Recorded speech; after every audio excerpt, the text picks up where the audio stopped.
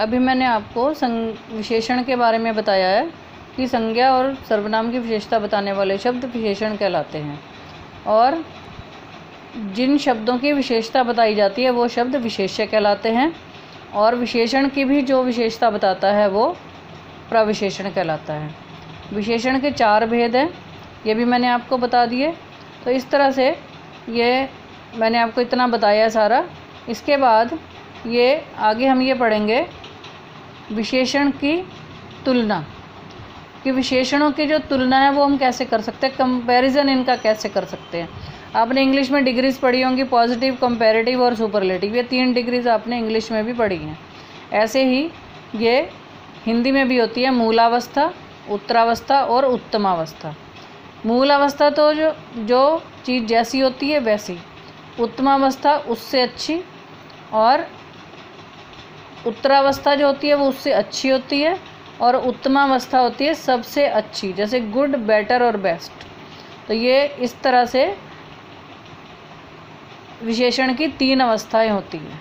मूलावस्था किसी एक व्यक्ति, वस्तु या स्थान आदि की विशेषता बताई जाती है, जैसे सीता सुंदर लड़की है, ये तो सीता की विशेषता है। उत्तरावस्था में 2 व्यक्तियों में आपस में तुलना की जाती है, जैसे सीता गीता से सुंदर है या सीता रीता से अधिक सुंदर है, मतलब इसमें जो है हमने इसकी तुलना की कि कौन अधिक सुंदर है। और उत्तमावस्था में आएगा सीता सबसे अधिक सुंदर है, मतलब कि उससे सुंदर और कोई नहीं है। तो इसमें मूलावस्था में केवल संज्ञा या सर्वनाम किसी व्यक्ति की, वस्तु या स्थान की विशेषता बताई जाती है। उत्तरावस्था में उसकी तुलना की जाती है और उत्तमावस्था में उसको सबसे अधिक सुंदर या सबसे अधिक अच्छा बताया जाता है। तो ये 3 अवस्थाएं हैं, मूलावस्था, उत्तरावस्था और उत्तमावस्था।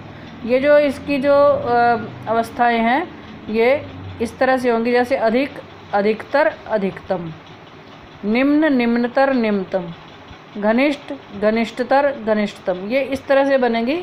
उत्तरावस्था में बाद में हम तर शब्द लगाते हैं, जैसे उच्च, उच्चतर, और उत्तमावस्था में उच्चतम। तो ये इस तरह से ये इनकी जो है ये तीनों अवस्थाएं बनेंगी।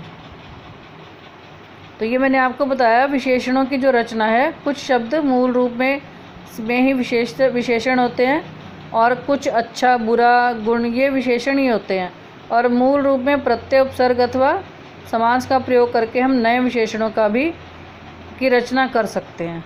तो इस तरह से हम विशेषण बना सकते हैं, संज्ञा से भी और सर्वनाम से भी हम इनसे विशेषण भी बना सकते हैं।